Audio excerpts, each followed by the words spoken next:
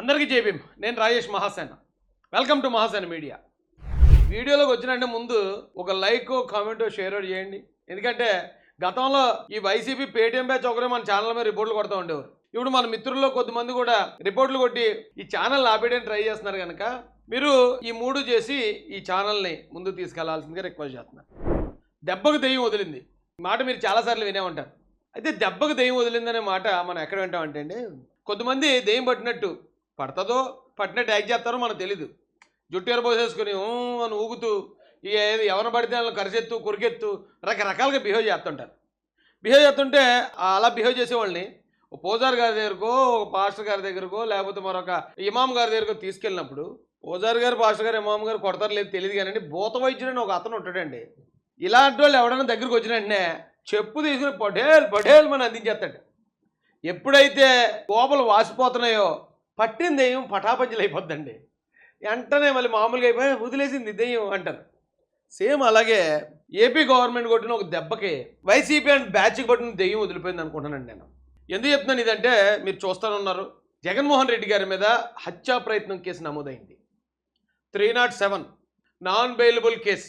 ఏ హైకోర్టులోనూ సుప్రీంకోర్టులోనూ ఏదో భారీ స్థాయిలో ఏదైనా జరిగితే తప్ప ఖచ్చితంగా జైలుకి పోయే కేసు ఇది. ఖచ్చితంగా 4 రోజులు, తక్కువ అయితే 14 రోజులు రిమాండ్ చేయాల్సిన కేసు. అలాంటి కేసు జగన్మోహన్ రెడ్డి మీద ఎఫ్ఐఆర్ ఫస్ట్ కేసు బోని అయిపోయిందండి. అయితే దీంతో చాలామంది ఆందోళన కింద మీద పడిపోవడం, అది ఎలా పెడతారు ఆ కేసు 3 సంవత్సరాల క్రితంది అది ఇదని చెప్పి రాసుకుంటూ వస్తున్నారు. ఈ సాక్షి టీవీ, సాక్షి పేపర్. ఒకసారి ఆ సాక్షి పేపర్ ఏం రాసింది చూద్దారండి. సుప్రీంకోర్టు వారించిన వినరా, కక్ష సాధింపుతో కోర్టు ధిక్కారానికి తెగించిన రాష్ట్ర ప్రభుత్వం. ఎమ్మెల్యే రఘురామ ఈమెయిల్తో కేసు నమోదు. ఐపీఎస్ సునీల్ కుమార్, పిఎస్ఆర్తో పాటు మాజీ సీఎం జగన్పై కేసులు. గతంలో ఇదే అంశంపై కోర్టులను ఆశ్రయించిన రఘురామ. ఆయన ఆరోపణలో వాస్తవం లేదని తేల్చి చెప్పిన వైద్య నివేదిక. దాంతో పిటిషన్ తోసిపుచ్చిన హైకోర్టు, సుప్రీంకోర్టు. అత్యున్నత న్యాయస్థానం ఆదేశాలను లెక్క చేయకుండా తాజాగా కేసు నమోదు. చంద్రబాబు సర్కార్ తీరుపై తీవ్ర విస్మయం వ్యక్తం చేస్తున్న న్యాయ నిపుణులటండి. ఇందులోనే ఎంత పెద్ద బొక్క ఉందో మీకు తెలుసండి. వాళ్ళు రాసిన దాంట్లోనే మనం ఎక్కడికి వెళ్ళిపోకర్లే, ఛార్జ్షీట్లో లేదా పోలీసు వాళ్ళు ఇచ్చిన ఎఫ్ఐఆర్లు ఏం చూడక్కర్లే, వాళ్ళు రాసిన దాంట్లో ఉన్న బొక్కటి మీకు చూపుతాను రండి. ఆయన ఆరోపణలో వాస్తవం లేదని తేల్చి చెప్పిన సుప్రీంకోర్టు కాదండి, హైకోర్టు కాదు, వైద్య నివేదిక. ఇక్కడే మన చిన్నదే. ఇప్పుడు తప్పు చేసినోడు ఏదో ఒక ఆధారం వదిలేసి పారిపోతాడట. సేమ్ అలాగే వీళ్ళ బొక్క ఇక్కడ తేలిపోతుంది చూడండి.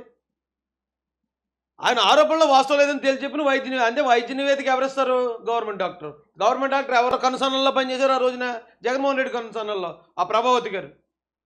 ప్రభావతి అనే ఒక కంచె చేను మేచిన రకం ఒక ఆవిడిచ్చిన వైద్య నివేదిక ఆధారంగా ఓకేనండి మీకు దెబ్బలు లేవంట, మరి దెబ్బలు లేవని పలానా డాక్టర్ గారు చెప్పారు కాబట్టి కేసు తీసుకోలేకపోతున్నాం అన్నారు హైకోర్టు, సుప్రీంకోర్టు. అంతే తప్ప సుప్రీంకోర్టు చెప్పినా ఏనరా? సుప్రీంకోర్టు మాట మీకు లెక్కలేదా? అసలు సుప్రీంకోర్టును మోసం చేసిన దొంగనా కొడుకులరా మీరు. సుప్రీంకోర్టుకే తప్పుడు నివేదికలు ఇచ్చిన పరమ నీచాతి నీచులు మీరు. ఇప్పుడు ఆ తప్పుడు నివేదిక ఇచ్చిన డాక్టర్ కూడా ఖచ్చితంగా జైలుకి పోవాల్సిందే. సుప్రీంకోర్టుని, హైకోర్టుని తప్పుదో పట్టించింది ఆ డాక్టర్.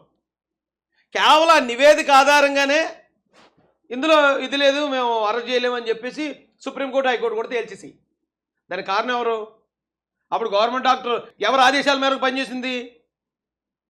ఇంత బొక్కలెట్టుకుని ఏం మాడతారా మీరు, నాకు అర్థం కాదు అసలు. మా సుత్తివేలు సుధాకర్ రెడ్డి, ఈ సుత్తివేలు గారు ఇంకా ఆయన అవమానించినట్టు ఉంటుంది కానండి, సుత్తి వీరభద్రరావు గారు, సుత్తివేలు గారుని. కానీ నోరు ఇప్పాడంటే సుత్తి, పరమవీర సుత్తి కొడతాడండి. మరి అలాగా అడిషనల్ అడ్వకేట్ జనరల్ అయిపోవడం మరి నాకైతే అర్థం కాలే. ఏమంటాడండి? ఎవరు సంతోషం కోసం 3 ఏళ్లకు అక్రమ కేసు? వీడికి బుర్ర బుద్ధి పని చేద్దాం. నిజం చెప్పాలంటే అండి, చంద్రబాబు నాయుడు గారు, లోకేష్ గారు పార్టీ శ్రేణులు కొన్ని ఆదేశాలు పంపించారండి. ఏంటయ్యా ఆదేశాలు అంటే, గతంలో మనం ప్రతిపక్షంలో ఉన్నప్పుడు మనం ఆ వైసీపీని ఎదుర్కొన్న భాష, రేయ్ తొక్క తీసేస్తా, రేయ్ అని ఇచ్చేవాళ్ళని చూడండి. ఎందుకు లోకేష్ గారు కడ్రాయర్తో నడి రోడ్డు మీద నడిపిస్తా, అలాంటి పరుష పదజాలం ఇప్పుడు మనం అధికారంలో ఉన్నాం కాబట్టి మనం వాడొద్దు, మనం హుందాగా బిహేవ్ చేద్దాం. అధికారంలో ఉన్నప్పుడు ప్రతి కొడాలిగాడు, ప్రతి పేర్నిగాడు, ప్రతి అడ్డవనుడు మాట్లాడేస్తారు. కానీ మనకి వాళ్ళకి తేడా ఉండాలంటే మనం హుందాగానే బిహేవ్ చేయాలని పార్టీ శ్రేణులకి గైడ్లైన్స్ ఇచ్చారు వాళ్ళంత గొప్పోళ్ళు. కానీ ఇలాంటి పనికిమాలినోళ్ళ కోసం మాట్లాడేటప్పుడు అవన్నీ రావట్లేదండి, మనసు ఒప్పుకోవట్లేదు. 3.5 ఏళ్ల కేసుకి అక్రమ కేసులా 3.5 ఏళ్ల క్రితం జరిగిందంటున్న ఈ పకోడీ గారికి చెప్తున్నాను నేను. 2015లో జరిగిన స్కిల్ డెవలప్మెంట్ కేసు, 2015లో సిమెన్స్ డిజైన్ టెక్ సంస్థలతో ఒప్పందం, అప్పుడు జరిగిన ఏదో తారుమారు అక్రమాలు జరిగిపోయి గోల్మాలు జరిగిపోయిందని 2015లో జరిగిన ఒప్పందానికి 2023లో కేసు పెట్టిన పోరబొగ్గడు ఎవడరా?